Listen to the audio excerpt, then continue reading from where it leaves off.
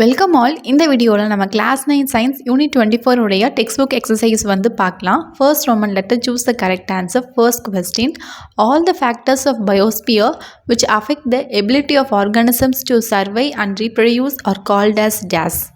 அதாவது ஒரு ஆர்கானிசத்தோட எபிலிட்டி வந்து இருக்கிறதுக்கும் சர்வை பண்ணுறதுக்கும், தட் மீன்ஸ் லீவ் பண்ணுறதுக்கும் அண்ட் ரீப்ரொடியூஸ் எங்வன்ஸை வந்து பர்த் கொடுக்கறதுக்கும், அப்போது அதை வந்து அஃபெக்ட் பண்ணக்கூடிய பயோஸ்பியரில் இருக்கக்கூடிய ஆல் ஃபேக்டர்ஸை வி கால் இட் அஸ் டேஸ்ன்னு கேட்டிருக்காங்க. That is option B, abiotic factors. Next second question, the ice sheets from the north and south pole and the ice cap on the mountain get converted into water vapor through the process of dash.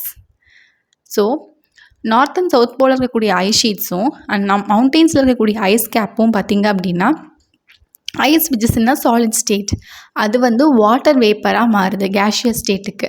அப்படி convert ஆகிறதுக்கு இந்த ப்ராசஸ்க்கு பேர் என்னன்னா, that is option C, sublimation. Next third question, the atmospheric carbon dioxide enter into our plants through the process of dash. Through the process of option A, photosynthesis. இந்த process அப்போ தான் பிளான்ஸுக்குள்ளே அட்மாஸ்பியரில் இருக்கக்கூடிய carbon di oxide வந்து enter ஆகும்.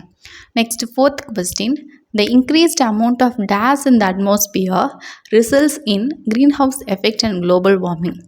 So அட்மாஸ்பியரில் எந்த கேஸ்னால் increased amount of which கேஸ்னால் greenhouse effect and global warming வந்து காஸ் ஆகுதுன்னா, that is option D, carbon dioxide. Next second roman letter match the following. First one nitrosomonas. அப்போது இந்த என்ன மாதிரியான ரோல் ப்ளே பண்ணுதுன்னா, இந்த மைக்ரோஆர்கானிசம் நைட்ரிஃபிகேஷன் ப்ராசஸை பண்ணுது. Next second one acetobacter. இது வந்து நைட்ரஜன் ஃபிக்சேஷன் ப்ராசஸை பண்ணுது. Third one pseudomonas species. இது வந்து டீநைட்ரிஃபிகேஷன் ப்ராசஸை பண்ணுது. And fourth one putrefying bacteria. இது வந்து அமோனிஃபிகேஷன் ப்ராசஸை வந்து பண்ணுது. True or false? அந்த ஸ்டேட்மெண்ட் வந்து ஃபால்ஸாக இருந்துச்சு அப்படின்னா we have to correct the statement. First question, nitrogen is the greenhouse gas. அப்போ இந்த ஸ்டேட்மெண்ட் அப்படிங்கிறது ஃபால்ஸ். எது வந்து க்ரீன் ஹவுஸ் கேஸ்னால் கார்பன் டை ஆக்சைடு தான் greenhouse gas. Next second question, poorly developed root is an adaptation of mesophytes. இந்த ஸ்டேட்மெண்ட்டும் falls தான். அது மீசோஃபைட்ஸ் கிடையாது, ஹைட்ரோஃபைட்ஸ். ஸோ ஹைட்ரோஃபைட்ஸில் தான் புவர்லி டெவலப்டு ரூட் வந்து ஒரு அடாப்டேஷனாக வச்சுருக்கு. Next third question, bats are the only mammals that can fly. Yes, this statement is true. Next fourth question, earthworm use the remarkable high frequency system called echoes.